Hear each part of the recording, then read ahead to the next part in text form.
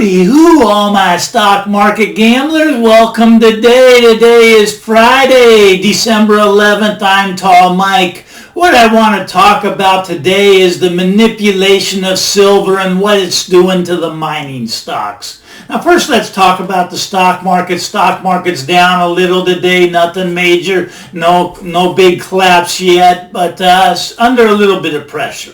Alright, so what is silver manipulation? Well, it's when banks like JP Morgan, they put on a large short position and then they spoof the market lower. They actually put in fake trades on the commodity futures to make it seem like there's a lot of selling pressure and the market just naturally declines. It's a manipulation tactic that they have been fined over $1 billion for doing time and time again. Now, if they're getting fined, why don't they stop doing it? Well, it's too profitable. It's profitable for them. Now, why is it in the downward? Instead of manipulating it up, they manipulate it lower. It's easier to manipulate it down than it is to manipulate it up.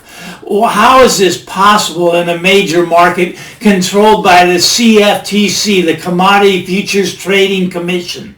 Well, the silver market is not a very large market. As a matter of fact, the Hunt brothers tried to corner the silver market back in the 70s. They failed miserably and they went bankrupt doing it. But it is a small market that you can manipulate in one direction or the other. Now this manipulation, let's say they manipulate the price of silver. Let's say it's supposed to be at $30, but they manipulate it down to $20. Okay, so let's say you have mining companies that are profitable when silver's at $25 because they get to pull the silver out of the ground and sell it at a profit. If it's at $30, they're selling it at a profit, but if they're selling it at $20, they're taking a $5 loss. So the manipulation of silver has an effect on silver. It pulls the price of silver down, but it has a bigger effect of it on the miners. So the silver miners are actually being held back more than they are manipulating the silver price lower.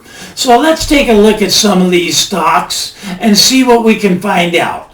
Okay, so here's a chart of silver. Now silver, granted, had this large, big upswing into the end of August, and it's been going sideways to lower.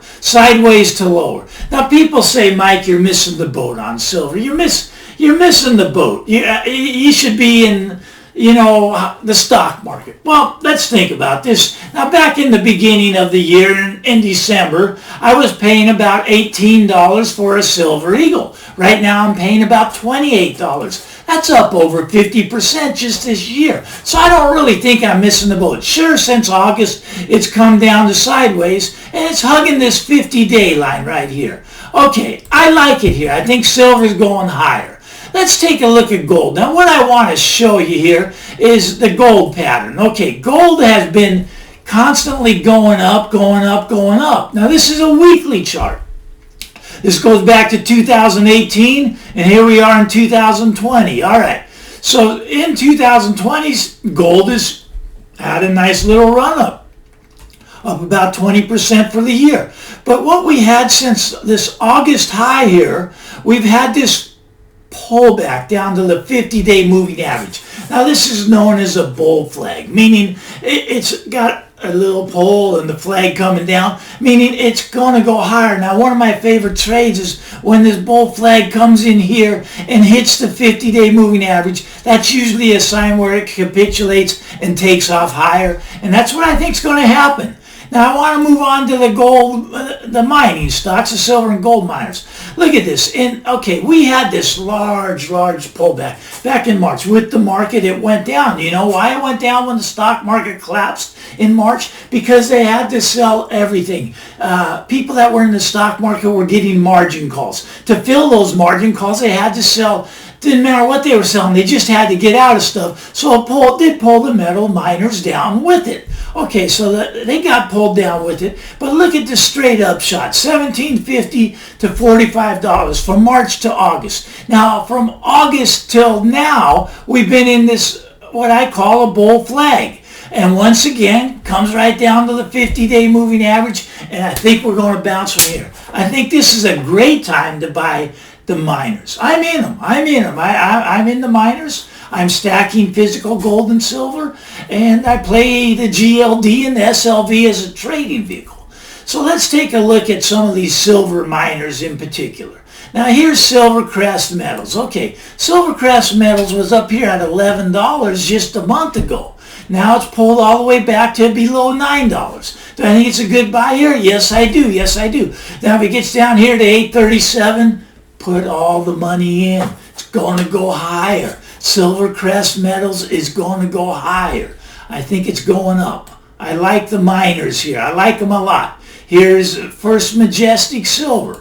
All right, it's come down, back in August, $14.50, down here at 11. Yes, I think it's a good buy at 11. Was it a better buy at 10 when it was sitting on its 200-day? Sure. Sure, is it going to get back there? I don't think so. It might get back to this 50-day moving average of 10.50. So a 50-cent pullback, that would be the time to really load up on First Majestic Silver. The next one is Pan American Silver. Now, Pan American Silver, once again, was a $40 stock, and now it's a $30 stock. That's a 25% sale. People don't like to buy stocks when they're on sale. Why is that? Well, because they think they're going to lower. They think there's going to be a bigger sale. Well, I don't think so. Maybe there will be, but I do like to buy things that are on sale. And I think Pan American Silver is on sale around $30. Can it come into $28? Of course it can. $28 would be a big buy. I'd love to get it at $28, but I just don't think it's going to get there.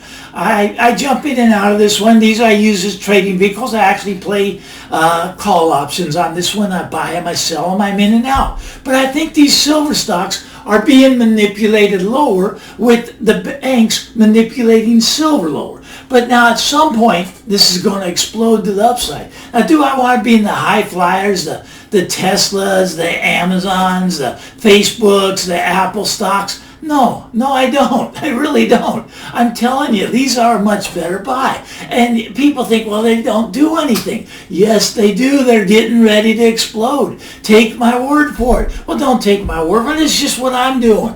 You do what you do. Do your own research. Do your due diligence. But I believe the mining stocks are ready to take off here. Now, one thing I want to show you. This. This is called the Gold Miners Bullish Percentage. Okay, so what's going on with this? Well, look, back in August here, it was 100% bullish. I never seen that before, actually, till back in August, where 100% of gold miners were bullish. Okay, where are we at right now? We're at 35%. Now, back in August, there wasn't a lot of upside. How many more could become bullish? You're at 100%. No more could become bullish. But down here at 34%, we got a lot of room to the upside, and I think we're going to get a big move up in a lot of these mining stocks. So I would be watching the miners. I would be loading up on them at these levels. I think they're a great buy. I'm in them. I play them. I trade them. I trade around. Now, what I don't trade around with is the physical gold and silver. I hold on to that. I keep buying a little, keep stacking. It protects me from what the Federal Reserve is going to do. They're going to print a lot of money, and physical gold and silver is going to protect you.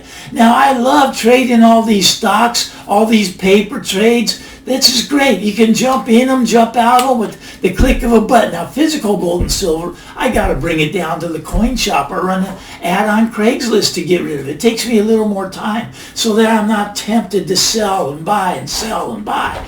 You see, I stack physical, but I like trading these. So the gold miners down here at only 34%, everybody hates them right now is what this means. They're not loved. They're not getting the love. Anyways, give them some love. I think they're going to go higher. I don't think you'll regret it.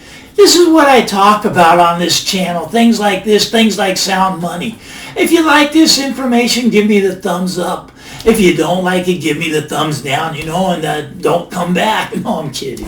Come back, hit the subscribe button. We'll talk again on Monday. You guys get out there. Have a great weekend. Once again, I'm Tall Mike. We'll talk again on Monday. Bye-bye now.